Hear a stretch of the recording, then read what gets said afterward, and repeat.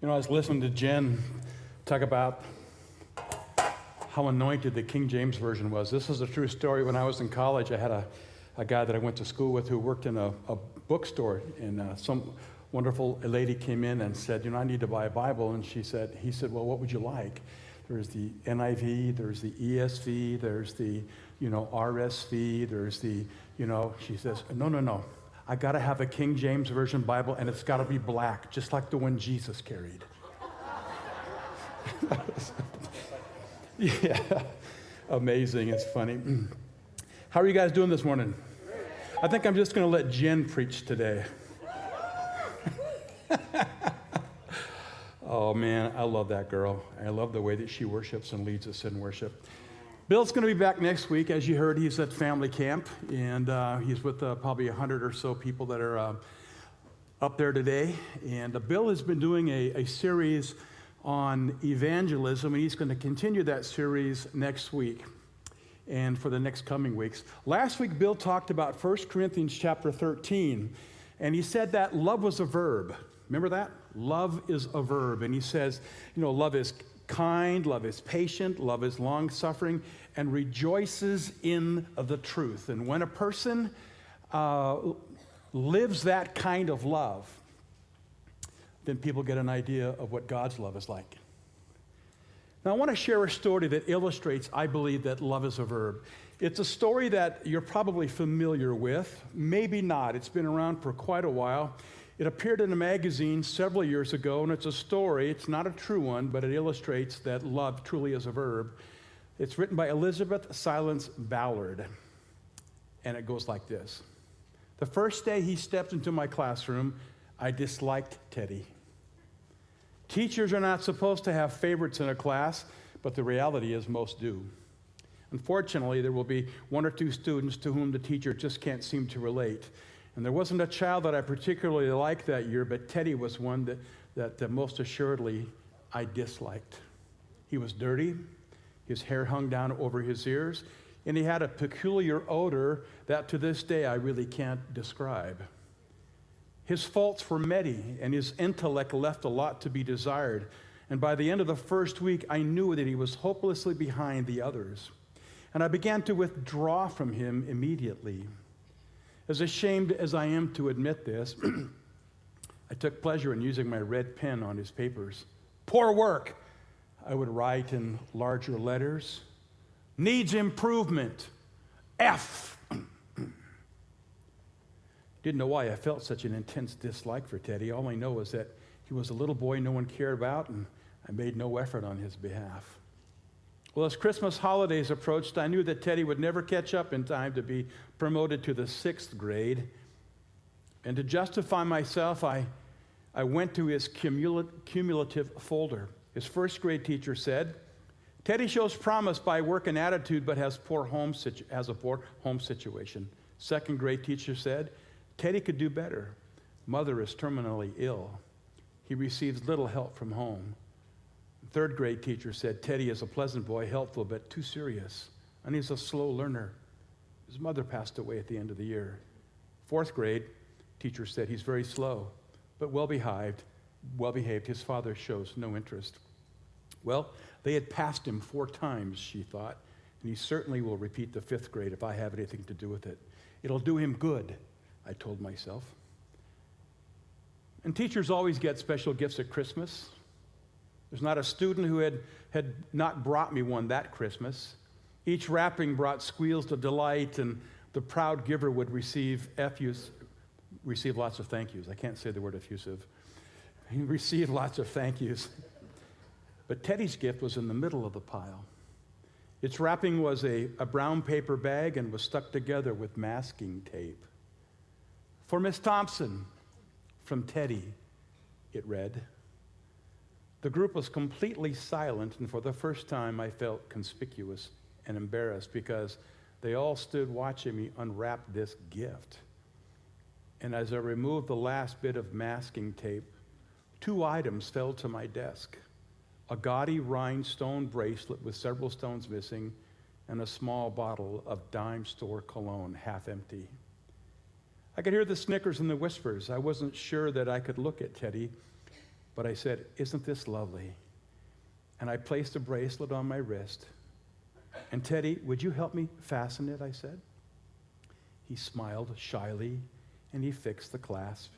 And I held up my wrist for all of them to admire. Well, there were a few hesitant oohs and ahs. And as I dabbed the cologne behind my ears, all the little girls lined up for a dab behind theirs. Well, the bell rang, and the children filed out with shouts of, "See you next year, Mrs. Thompson. Merry Christmas." But Teddy waited at his desk. When they had all left, he walked up to me, clutching his gift and books to his chest. "You smell just like my mom," he said softly. "Her bracelet looks really pretty on you, too, and I'm glad you like it." He left quickly, and I locked the door, and I sat down at my desk, and I wept, resolving to make up to Teddy what I had deliberately deprived him of, a teacher who cared. I stayed every afternoon with Teddy from the end of Christmas holidays until the last day of school, and sometimes he worked alone while I drew up lesson plans or graded papers. Slowly but surely, he caught up with the rest of the class. In fact, his final averages were among the highest in the class, and although I knew that he would be moving out of state when school was out, I was not worried about him. You see, Teddy had reached a level that would stand him in good stead the following year, and no matter where he went. And he had enjoyed a measure of success. And these were taught in our teacher training courses, Success Builds Success. And I didn't hear from Teddy until 7 years later. And that's when the first letter appeared. "Dear Mrs. Thompson, I want you to be the first to know I'll be graduating second in my class next month. Very truly yours, Teddy Stallard." I sent him a card of congratulation and a small package containing a pencil gift set. And then 4 years later, Teddy's second letter came. "Dear Mrs. Thompson, I wanted you to be the first to know. I was informed that I'll be graduating first in my class. University hasn't been easy, but I sure liked it. Very truly yours, Teddy Stallard." I sent him a pair of sterling silver monogram cufflinks and a card. I was so proud of him I could burst. And now, today, Teddy's last letter arrived. "Dear Mrs. Thompson, I wanted you to be the first to know. As of today, I'm no longer Teddy Stallard. I am Theodore J. Stallard, M.D. How about that?" And he says, "I'm going to be married in July, the 27th to be exact, and I wanted to ask you if you would come and sit where my mom used to sit. I have no family there. My dad has died. Very truly yours, Teddy Stallard." And she did attend. She wore the bracelet with several rhinestones missing and the perfume that Teddy remembered his mother wearing on their last Christmas together. They hugged each other, and Dr. Stallard whispered in Mrs. Thompson's ear, "Thank you, Mrs. Thompson, for believing in me. Thank you so much for making me feel important and showing me that I could make a difference." Great story. I share that because I think Theodore Roosevelt is the one who said this, that people don't care how much you know until they know how much you care. And again, as I said, love is the greatest form of evangelism because it makes an invisible God visible. Love. Giving love.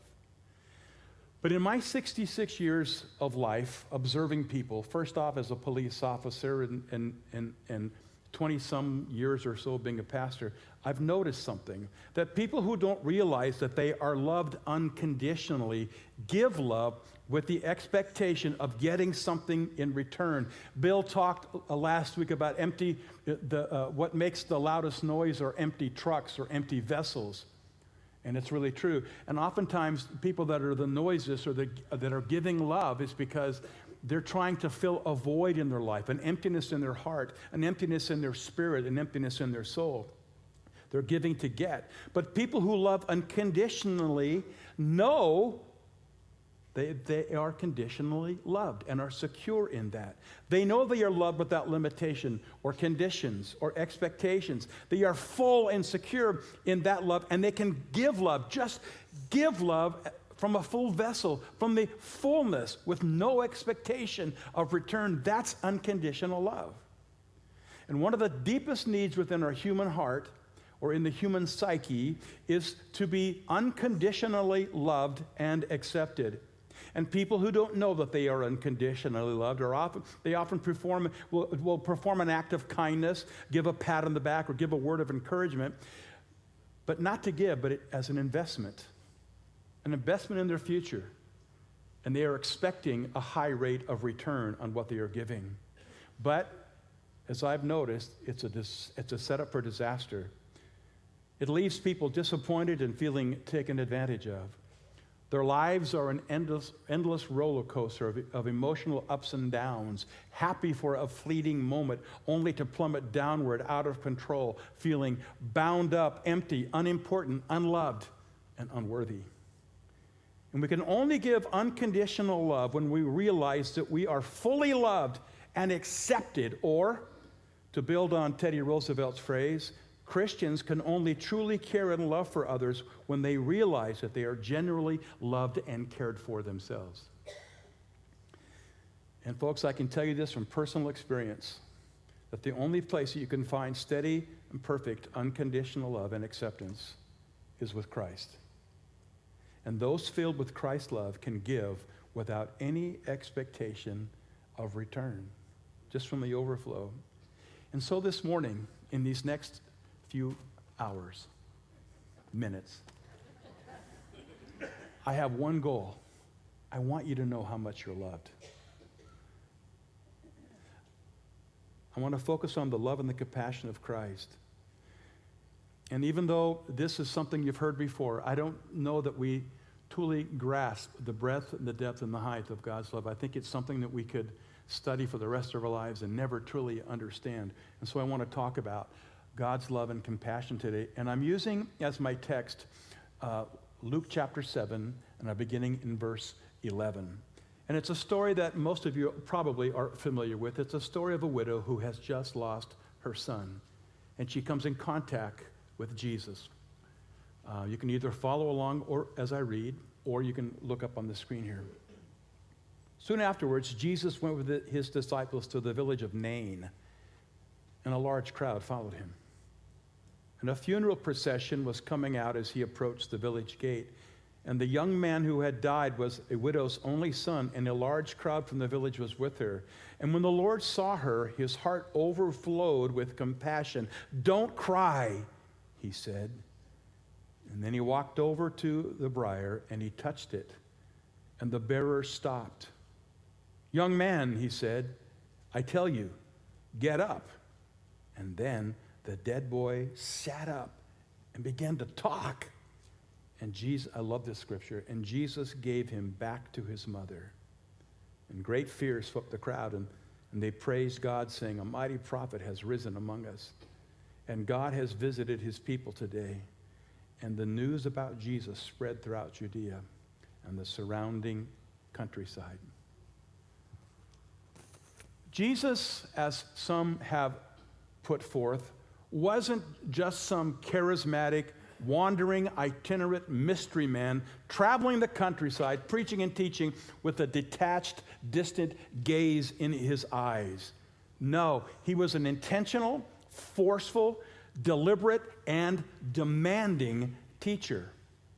On the Sermon on the Mount, he taught that his followers must love their enemies and be merciful to them.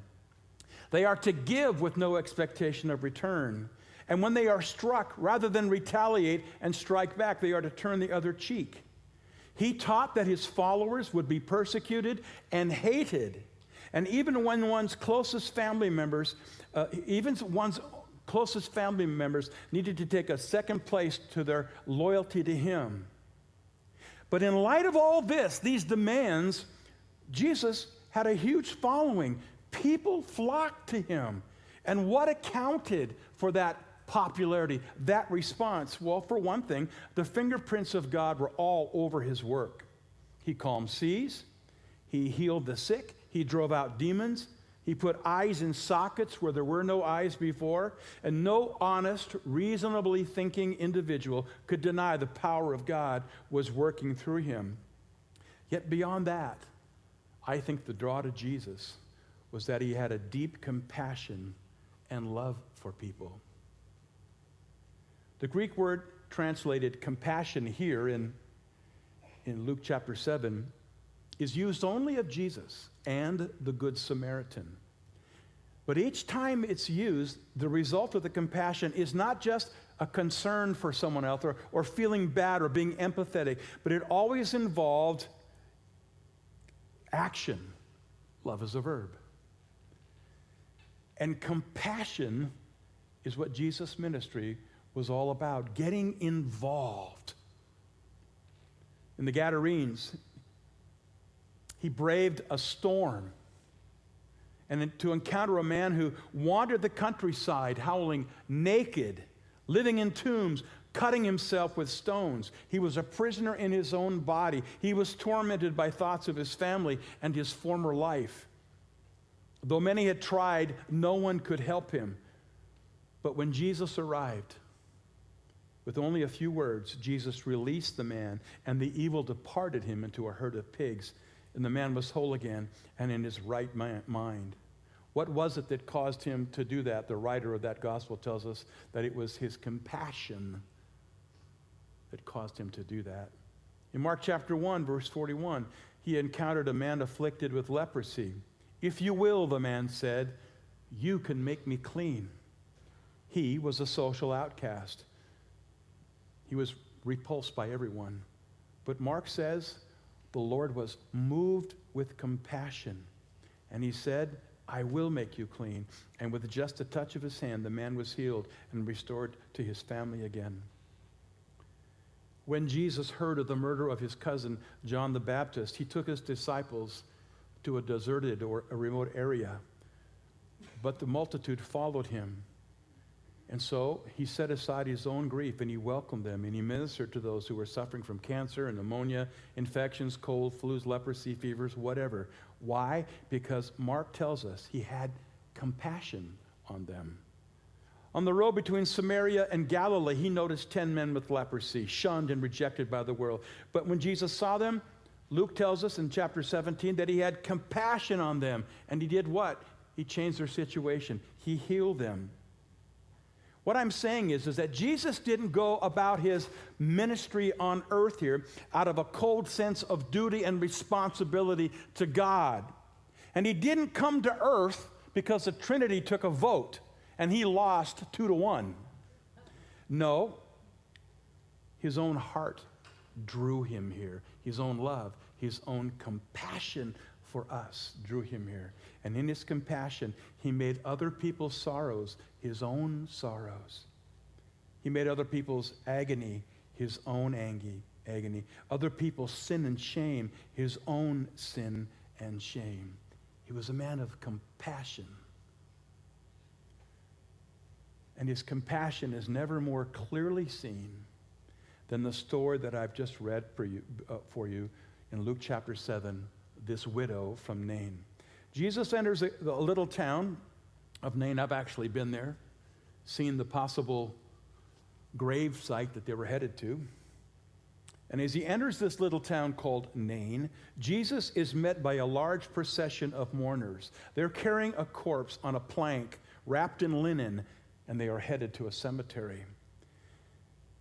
And in that processional, Jesus meets his arch enemy, death. It's claimed another helpless victim, a woman's only son. And this is not the first time death has robbed this woman of a loved one.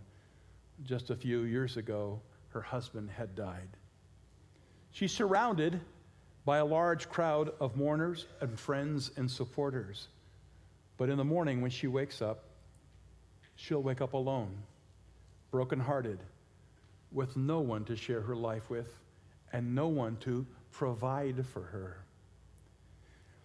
As a child growing up in Mount Vernon, Washington, I remember my dad pulling over the car for a large processional of automobiles that came before us that had their lights on. It was a funeral processional.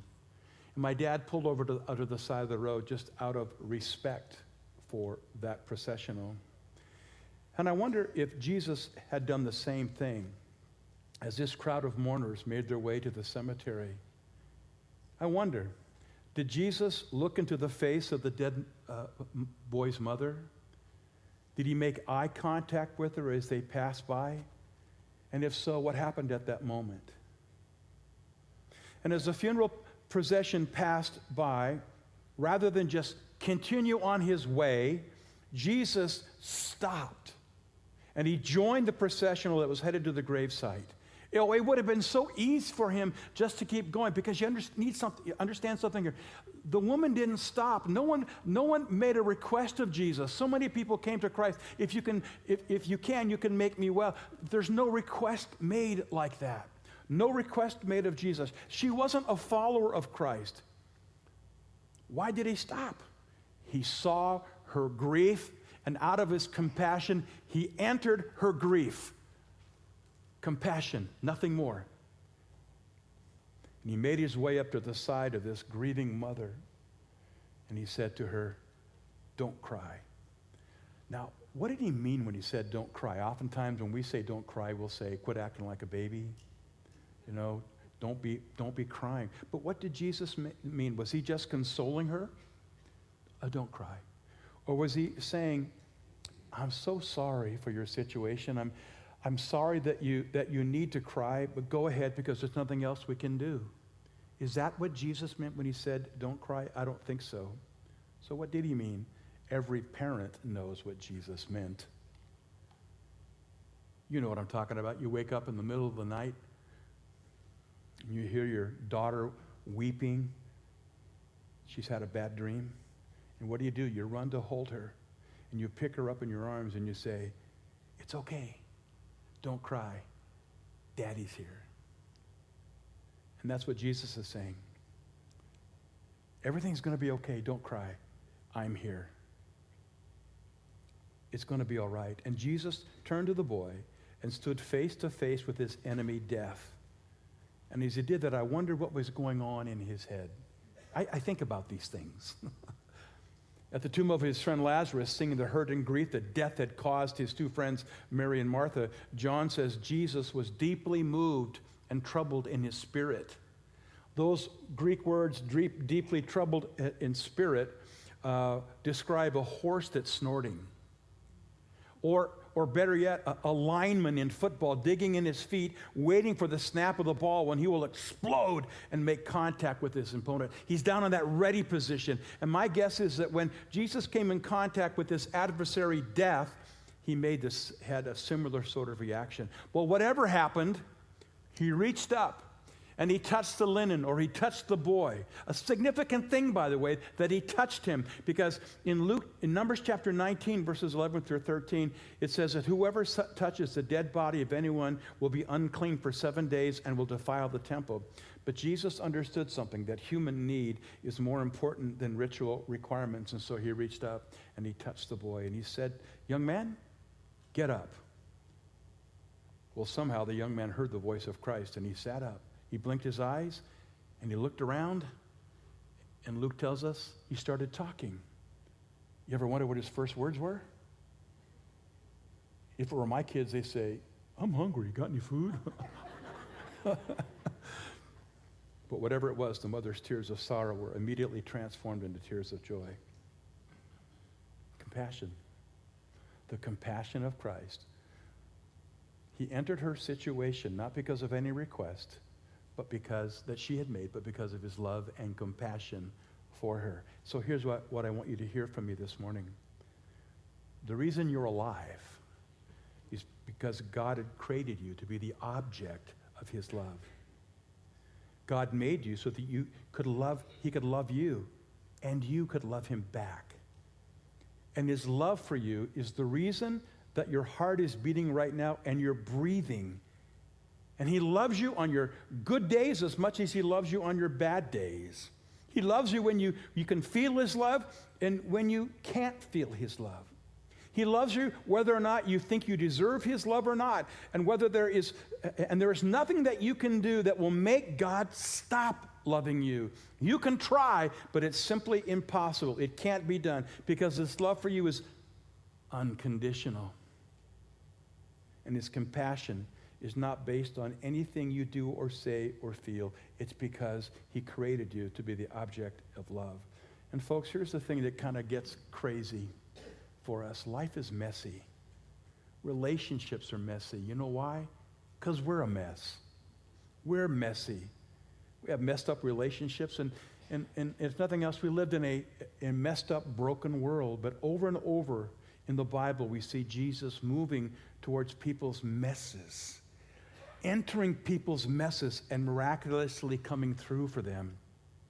That's because he knows that we need his help, and his love is more powerful than our mess. He's not afraid of your mess. He wants to be in it with you and help you in the midst of whatever it is that you're facing. That's the whole message of the gospel.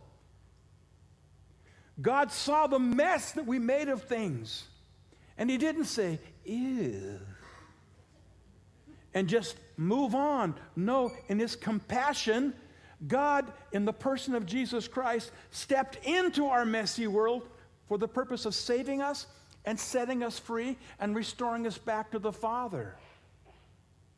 And the cool thing about him stepping into our mess, our messy and broken world, is that he understands us and he is compassionate towards us. Hebrews 4:15 says, "For we do not have a high priest," speaking of Jesus, "who is unable to sympathize with our weaknesses, but one who in every respect has been tempted as we are, yet without sin." We have a compassionate, faithful high priest.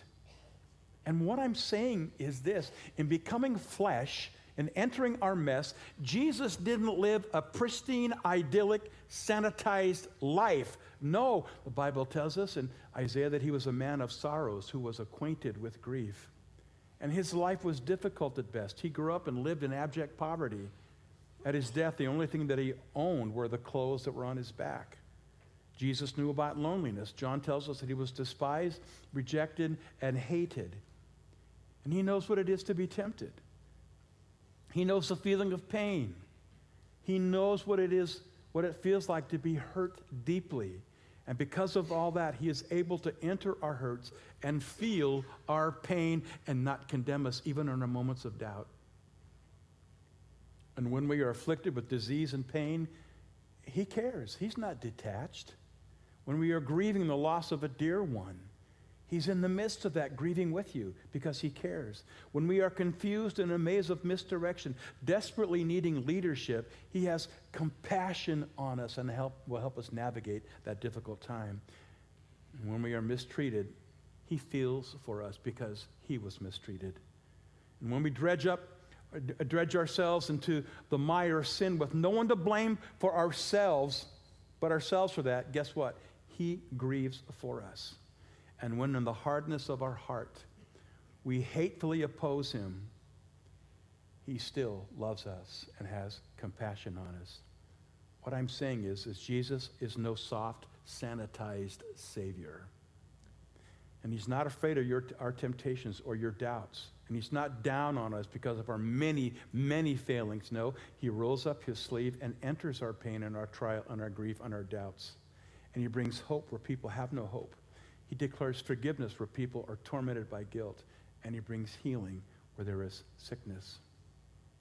Christ, he is full of compassion. And when our truck is filled with Christ's agape love for us, we are able to, as 1 Corinthians says, be patient, be kind, selfless, non-envious, and keeping no record of wrong. Otherwise, we give love and settle for filling our trucks with garbage and scraps. The compassion of Christ, he loves you more than you ever know. And I want to finish by reading a story that I read several years ago. Again, you may be familiar with it. And after which we'll take communion. It's called The Ragman. I saw a strange sight. I stumbled upon a story most strange, like nothing in my life, my street sense, my sly tongue had ever prepared me for. Now be quiet, and I will tell you all about it. Before dawn one Friday morning, I noticed a young man, handsome and strong, walking the alleys of our city. He was pulling an old cart filled with clothes, both bright and new, and he was calling in a clear tenor voice, "Rags!" Ah, such sweet sound against this filthy backdrop. "Rags! New rags for old," he said. "I take your old rags." Now, this is a wonder, I thought to myself, for the man stood 6'4", and his arms were thick as tree limbs, hard and muscular, and his eyes flashed intelligence. Could he find no better job than this, to be a rag man in the inner city? I followed him. My curiosity drove me. Well, the rag man, he saw a woman sitting on her back porch. She was sobbing into her handkerchief. She was sighing. Her arms and legs made a sad X, and she shed 1,000 tears. Her shoulders shook. Her heart was breaking. And the rag man stopped his cart and quietly walked up to the woman, and he said, "Will you give me your rag? I'll give you another." And he slipped the tear-drenched handkerchief from her eyes and laid across her palm a linen cloth so clean and new that it shined.